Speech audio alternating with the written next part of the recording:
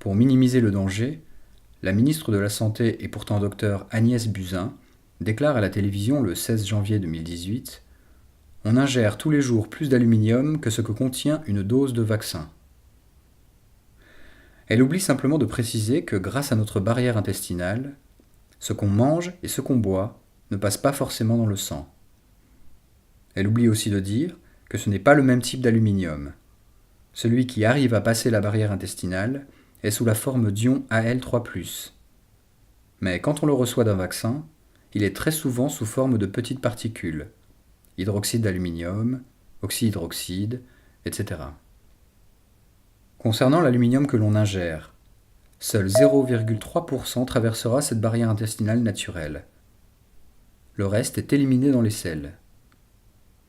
Ce n'est qu'en dehors du système digestif que l'on peut dire que de l'aluminium est vraiment entré dans notre organisme.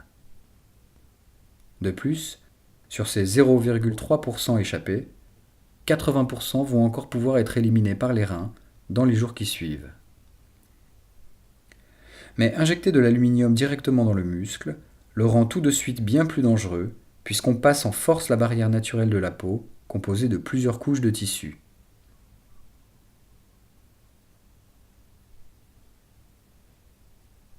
L'intégralité de l'aluminium va donc se retrouver immédiatement au cœur de l'organisme. Les choses ne sont donc pas du tout comparables.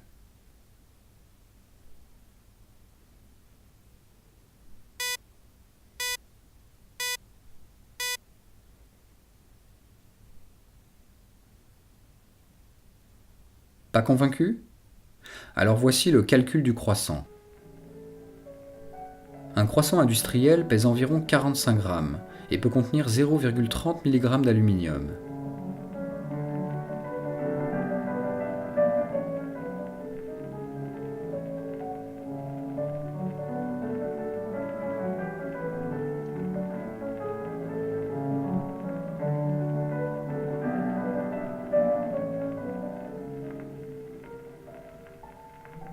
Sur ces 0,30 mg mangés, seulement 3 pour 1000 franchit la barrière intestinale et 80% de ces 3 pour 1000 vont encore être éliminés par voie rénale. Par conséquent, seulement 0,00018 mg d'aluminium de notre croissant va rester dans l'organisme durablement. Prenons maintenant l'aluminium d'un vaccin contre l'hépatite B par exemple.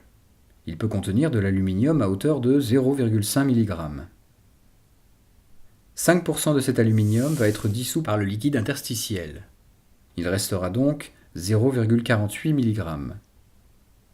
Si l'on divise ces 0,48 mg par 0,00018 mg, on obtient 2667 croissants. Il faut manger 2667 croissants pour que se balade dans l'organisme autant d'aluminium que celui contenu dans une dose de vaccin.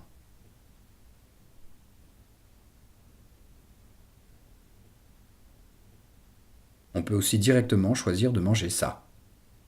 0,8 g d'aluminium pur. Cependant, en réalité, il faudrait en manger bien plus, puisque notre aluminium des vaccins vient se loger intégralement dans certaines cellules de l'immunité, dont la masse n'excédera pas 0,1% du poids total du corps humain.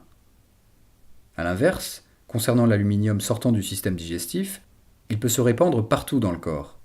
Le rapport est donc complètement déséquilibré et la somme de croissants à avaler pour une dose de vaccin devrait probablement se chiffrer en millions. Conclusion, comparer l'aluminium mangé et bu avec l'aluminium du vaccin est une grossière erreur scientifique qui ne trahit que l'ignorance crasse de celui ou de celle qui la commet.